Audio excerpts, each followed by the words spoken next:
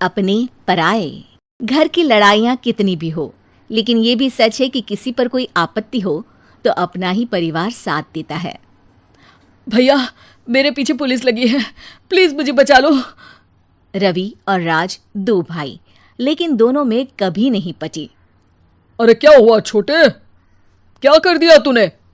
अरे कुछ नहीं भैया, मेरा दोस्त है ना राजू, वो मुझे लेकर बैंक गया था। मुझे नहीं पता भैया कि वो वहाँ बैंक लूटने जा रहा है। मैं उसके साथ बैंक में घुसते ही सीसीटीवी कैमरे में दिख गया हूँ। अब पुलिस मुझे ढूंढ रही है, भैया मुझे बचा लो। राज कुछ सोचता है, फिर कहता है, ओके, तुम यहीं रुको, मेरा एक दोस्त पुलिस में है, मैं बात करता हूँ। तभी वहाँ रवि की बीवी राज की बीवी के साथ आ जाती है। तुम लोगों के घर जब तक पुलिस का आना जाना है, बच्चों को यहीं छोड़ दो, उन पर असर ठीक नहीं पड़ेगा। तभी वहां पुलिस आ जाती है। चलो चलो, कौन है रवि, थाने चलो। मैंने कुछ नहीं किया, मुझे कुछ नहीं पता। अरे वो तो पुलिस स्टेशन चलकर ही पता चलेगा कि कुछ पता है कि नहीं, चलो। कहानी का फ्लैशबैक। भैया मुझे मेरे मकान में हक चाहिए ही चाहिए। अरे लेकिन छोटे, अभी मेरे बच्चों पर काफ़ी खर्चा है, तेरी भाभी की भी तबीयत ठीक नहीं रहती, बजट बिल्कुल नहीं है कि मैं अलग होकर रहूं। देख लो भैया, 1 महीना है तुम्हारे पास, जल्दी से घर खाली कर दो। अरे कैसी बात कर रहे हैं भैया, मेरे शरीर में अभी इतनी हिम्मत भी नहीं कि घर को खाली करें। तो क्यों अपना पोषण बेचा भाभी? अरे तुम तो जानती हो, पिताजी की बीमारी के कारण उन्हें हमारी ज़रूरत थी, कैसे आते पैसे। ससुर जी तो बूढ़े थे भाभी, उनकी बीमारी में भी पैसे लगाना कौन सा अकल का काम था। तो क्या पिताजी को मैं मरने के लिए छोड़ देता? अरे रवि, तू तो समझ, पापा को हमारी जरूरत थी, उन्होंने हमारे लिए हर वो काम किया जिससे हमें खुशी मिले।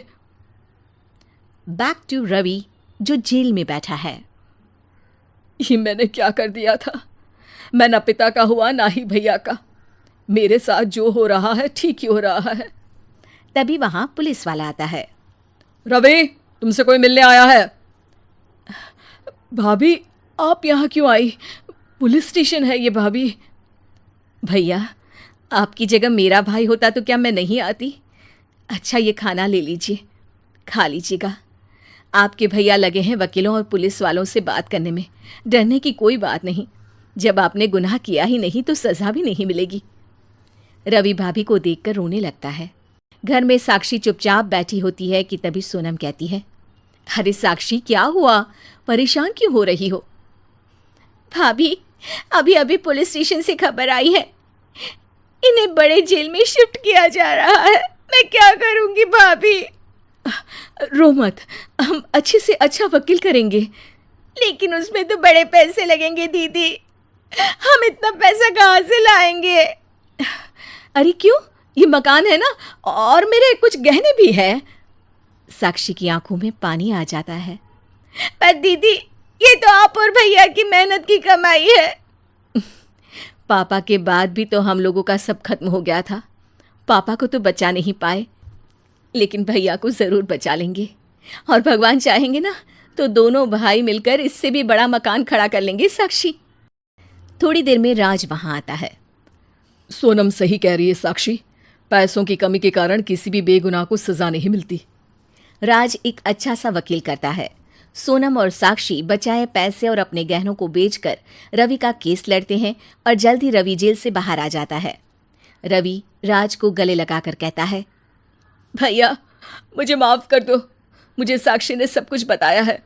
भैया आपने मुझ पर विश्वास किया, मेरे लिए दिन रात मेहनत की, भाभी ने अपने गहने तक बेच दिए। भैया आपने तो पापा के लिए भी पैसे नहीं देखे, लेकिन मैं बहुत ही सेल्फिश निकला। भैया एक आखिरी बार मुझे माफ़ कर दो, मैं शर्मिंदा हूँ।